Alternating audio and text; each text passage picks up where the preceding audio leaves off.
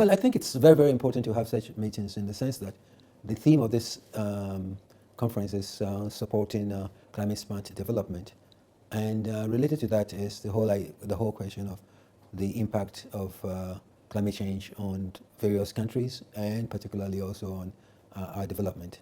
And so each and every person has a part to play in terms of ensuring that we have a climate resilient economy.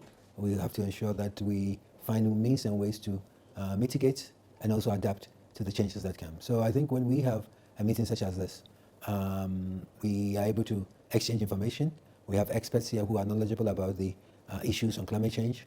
And so they are here to, support African member states who are also here, policymakers who are here, to exchange ideas to what they can go back to and see how best they can also address the issue of climate change and influence. Because we have with us young researchers who are from universities across the continent, who have done work on the theme, and therefore they are able to tell us what is the new research, what is the new thinking, and so that African countries, policymakers particularly, will be able to have it or use it in their policy framing in terms of planning and all that. So that's why we're here. We also have to look into the question of how can we make the cost of trade to Mauritius and Seychelles and Reunion or Madagascar more efficient, in the sense that how do we also ensure that you also have access to the rest of the world, given that you're an island. So therefore airplanes and all that, you have to have a very good system. And Air Mauritius is a great airline, does well, travels to many African countries. So all these things are part and parcel of it. And the most important thing too, which you have to understand, is that despite that you're an island, you have to be integrated into the global system. You have to be first integrated into the African setup. For instance, I'll give you an example. Maybe if you know, when it comes to payment systems, we used to route our payment systems to let's say if I wanted to buy something from you or you wanted to buy something from me, and I am in Ghana and you are in Mauritius. The first thing, you go to your bank, right, and then your bank transfers the money all the way to a correspondent bank in maybe US or mainly London, and then that correspondent bank will wire it back to me. But now with COMESA, through COMESA, with the common market for Southern and Eastern Africa, what you have is through that Mauritius is a hub for payment system, which is very helpful, right? So like I said, we have a lot. You might be small in numbers, but you are big in terms of ideas, right? And when it comes to green technology, you have a building which is completely run by solar, right? So these are some of the things that you can share with us, and we can, the other rest of Africa can also learn from you. So we are very grateful for this invitation to bringing us to this beautiful island. So this book, which we did, is called The Existential Priorities for the Implementation of the African Continental Free Trade Area, which I mentioned to you earlier. Now, the main findings of this book, the book is in 3 parts. One part looks at the structuring the question of the CFTA and what we are doing, right? And the second part to look at, what would it take? What are the priorities that we need in terms of staying competitive and all that? And then the third part is the future. But the most important thing is that if we're going to embark on, we need to also understand that women must be empowered. How do you empower women? We're not talking about violence against women alone. That has to stop.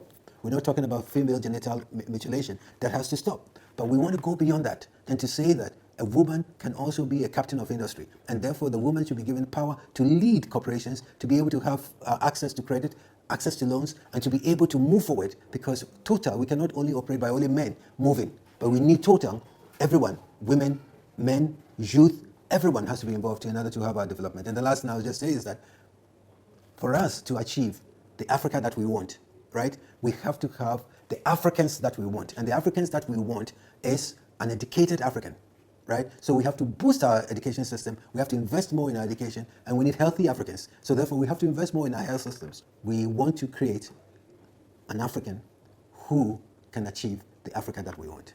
COVID came and we shut down completely. Economies got devastated.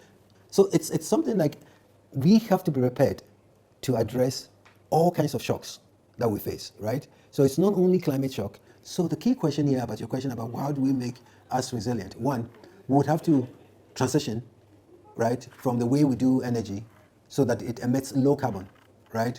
We're going to from low carbon to green technology, right? So that our electricity may be more dependent, may not use materials that will lead to the question of degrading the environment, right? So that's one. We also have to ensure that our agriculture, we do smart agriculture so that we do not degrade the land, right? Because degrading the land also affects us in the sense that we have to find a way to replenish the land. And so therefore that means that we have to safeguard our trees, right? But for you, for Mauritius, the most important thing too is that it's the resources you have under the water, right? Which is the question of Sustainable Development Goal 14, that we need to protect what you have under your waters, right? And so for you to do that, I'll say to Mauritius, don't look at it in terms of protecting your seabelt by yourself. You have Madagascar and you have Seychelles. What we need to do then is to use the Indian Ocean Commission, which is made up plus Réunion, to see what kind of strategy that should be in place to safeguard and protect your seabelt, and whatever is under it within the framework of what we call the UN, within the framework of the UN Small Island Developing States.